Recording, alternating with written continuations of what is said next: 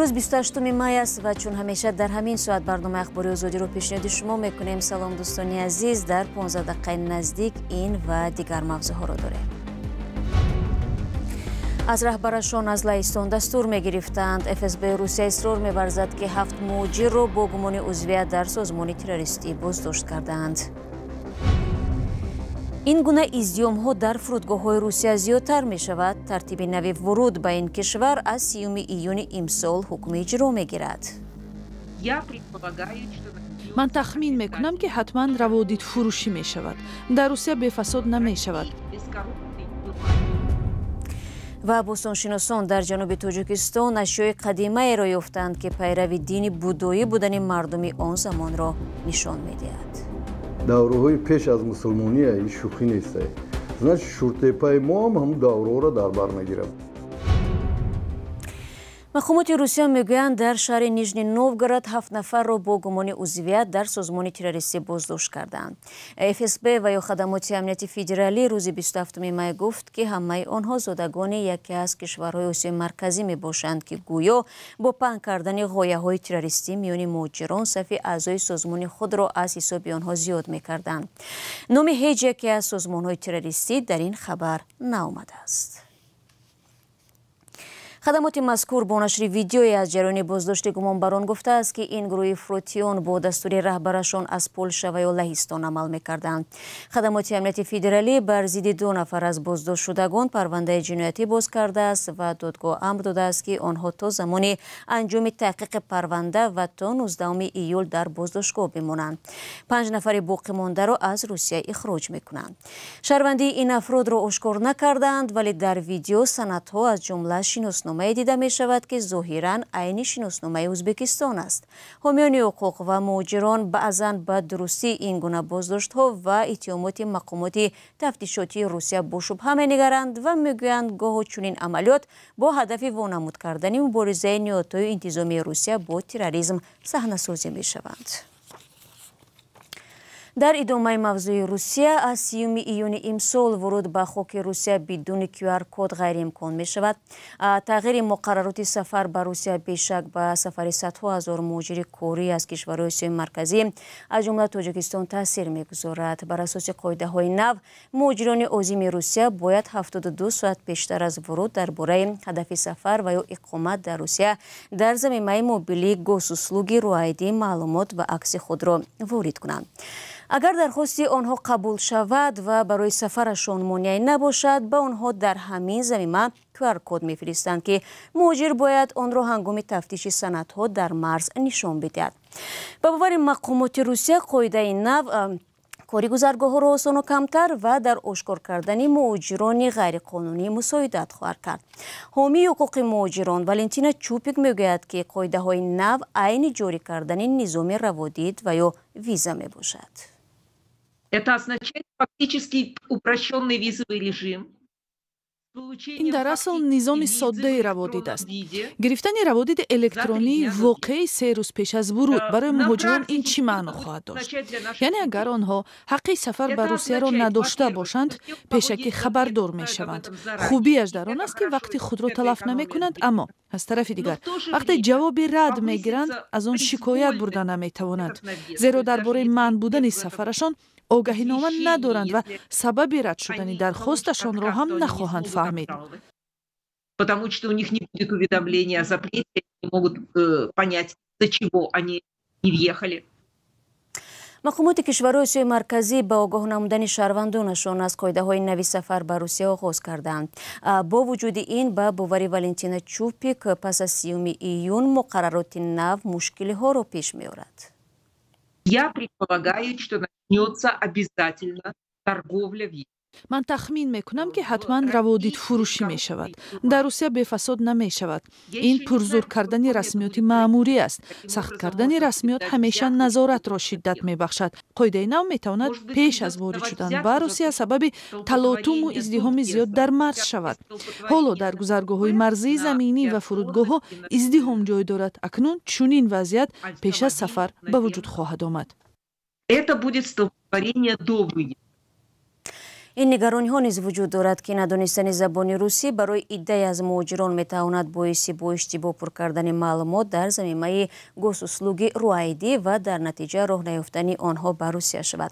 طلبات گرفتن QR کد برای ورود به روسیه تا 30 ایون سال 2026 پیش بینی شده است. رو میاریم به موضوعهای دیگر. کیت کیلوگ نماینده ویژه پرزیدنت آمریکا گفت ملاقات احتمالی پرزیدنتان آمریکا، اوکراین و روسیه میتواند در شهر ژنو شویتزاریا برپا شود. در این باره کیلوگ در صحبتش با تلویزیون فوکس نیوز خبر داد. کیلوگ گفت که آمریکا علاقه از جانب اوکراین سندی را با فهرست شرطهای آتش بس به دست آورد و عین چنین سند را از روسیه منتظر می باشد. و دیگر خبر این است که حکومت آمریکا به سفارت‌های کشور در خارج دستور داده است که تعیین وقت مصاحبه با دانشجویان خواهان تحصیل در آمریکا و دادن روادید به دانشجویانی را که بر اساس برنامه‌های مبادله به این کشور می‌روند قطع کند. از تاجیکستان هم سالانه 10 نفر برای تحصیل به آمریکا می‌روند. گزارش خبرگزاری رویترز را در این باره همکارم طاهری سفر تقدیم شما می‌کند.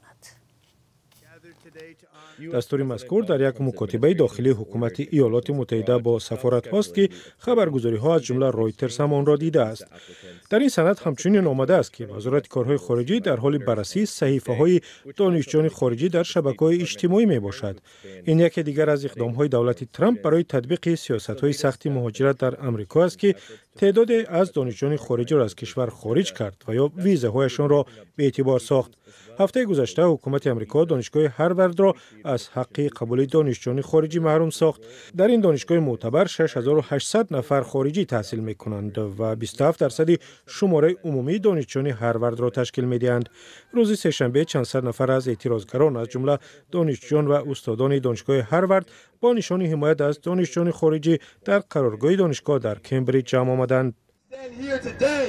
ما اینجا برای آن ایستاده‌ایم تا بگوییم که دانشجویان خارجی هم درس‌ها، هم سبق و دوستان ما هستند. در مکاتبه حکومتی مارکو روبیو وزیر کارهای خارجه آمریکا گفته است دیگر به مراجعه کنندگان ویزای دانشجویی و مبادلوی وقتی مصاحبه در سفارت دادن نشود. او همچنین گفته است وزارت نقشه دارد دستور نوی را برای بررسی صحیفه‌های درخواست کنندگان ویزا در شبکه‌های اجتماعی صادر نماید. یک مقام بلندپایه وزارت صحیح بودن مکاتبه را تصدیق کرده است. مقامات حکومت ترامپ گفتند که دارندگان ویزای دانشجویی و گرین کارت به سبب پشتیبانی از فلسطینی‌ها و انتقاد از رفتار اسرائیل در جنگ غزه ممکن است از کشور خارج کرده شوند.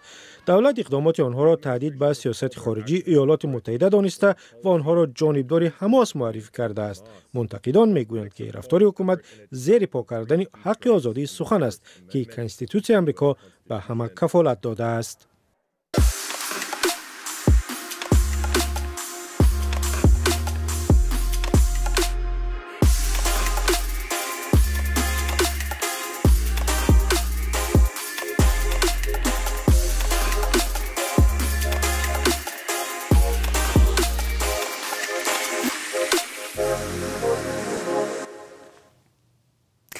اگر عمر وفا میکرد روز 29 مای کارگردان معروف سینما بختیار خداینظرف 60 ساله میشد.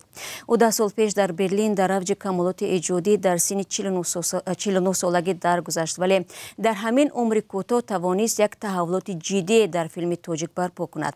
منقدان میگویند بختیار خداینظرف سبک سینماسازی خود را ساخت. به مناسبت این سنه همکاران ما در رادیو آزادی یک فیلم مستند درباره هنر بختیار خداینظرف آماده کردند که پارچه از آن را پیشنهاد شما میکنه.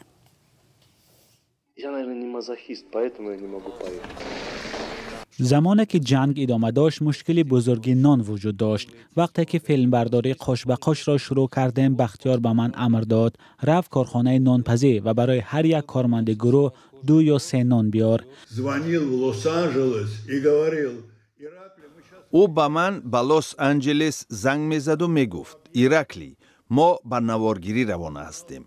میدانستم که تا نقطه نوارگیری تقریباً 40 دقیقه مسافه بود. تا به موضع رسیدن همین صحنه را نویس، زیرا او همیشه ایمپرویزاسیون یا خود بداهه‌سازی میکرد. من البته در غضب بودم. 3 شب من باید با او از دیگر کنار دنیا پارچه فیلمنامه را فرستم. кош дар ватан мемонд, кош ин баҳсое ки шунидем намешуд, масалан аз ҳеҷ касе қаҳр намекард, бо ҳеҷ касе ҷанҷол намекард.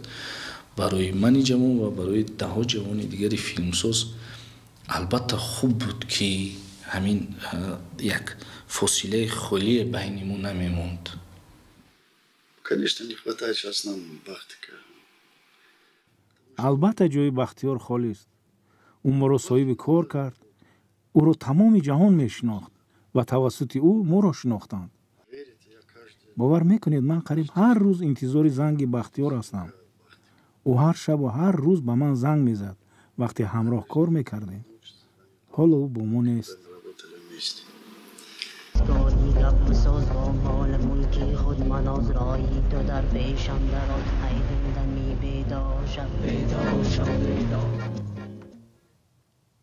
бинандагони азиз, филми мустанади радиои озодӣ таҳти унвони писари офтобии тоҷикистонро метавонед дар вебсайти мо тамошо кунед. бостоншиносон дар яке аз гӯшаҳои ҷанубии тоҷикистон ашёи қадимаеро пайдо карданд ки нишон медиҳад дар қаламрави кишвар дар он замон мардум пайрави дини буддоӣ буданд. ҳафриё дар ноҳияи Фархор идома дорад ки ба гуфтаи бостоншиносон мумкин аст зери он як замон шаҳраке ё маҳаллаи бузург буд. маҳмуҷон раҳматзода ба ин ҷо рафт то бозёфтаро ба мову шумо ҳам нишон бидиҳад. бостоншиносон дар ҷараёни ҳафриё дар маҳалли уртабузи ноҳияи Фархор ҷасадҳои нисбатан солимро аз умқи 3 метри зери хок кашф кардаанд. ба иттилои масъулин, ковишҳои бостоншиносӣ дар ин минтақа аз аввали моҳи майи соли равон оғоз гардида то ҳол идома дорад. гурӯҳи мутахассисон аз Тоҷикистон, Русия ва Италия дар ин пажӯҳиши саҳроӣ ширкат доранд. дар натиҷаи ин ҳамкориҳои илмӣ як қатор бозёфтҳои нодир аз даврони аср биринҷ ошкор шудаанд.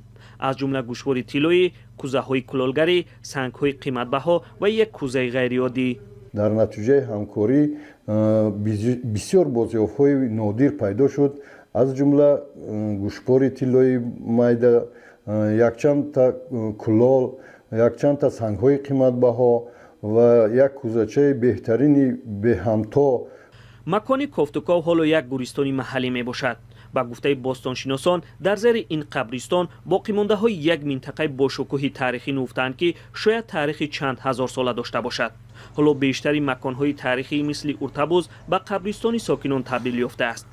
ин нимпайкараи хурди будо ҳам аз макони таърихии шӯртепа ёфт шудааст. ҳоло дар осорхонаи Фархор нигаҳдорӣ мешавад. бостоншиносон бовар доранд ки ин бозёфт ба давраҳои пеш аз ислом эҳтимолан ба ҳазорсолаи аввали то мелод тааллуқ дорад. медони таърихи давраҳои пеш аз мусулмоние ин шӯхӣ нест. значит шӯртепаи мо ҳам ҳамун давраҳоро дар бар мегирад. мисол мегирем нигоҳ ки чӣ хел буддочаи мисол барелефни хушрӯмагеда ай кулол. охирон ковиши бостоншиносӣ дар Фархор соли 2021 сурат гирифт, аммо ба сабаби пандемияи COVID-19 муддате қатъ шуд. ҳоло пас аз рафъи маҳдудиятҳо мақомот 3 макони таърихиро Тамоштепа, Золизар ва Корвонсарои даҳани оби тоҳирро барои сабти ном ба ЮНЕСКО пешниҳод кардаанд. 3 ҷои асосие ки ба ЮНЕСКО дохил шуданд, ин якеаш Тамошотепа аст, якеаш Золизар аст ва якеаш Корвонсарои даҳаи оби тоҳир. ин 3 ҷо ба ЮНЕСКО аллакай ки пешниҳод шудааст ва мо мунтазири онем ки мегузарад. дар ҳамин ҳол як ҳайати бостоншиносон аз олмон низ аз маконҳои таърихии Фархор боздид кард.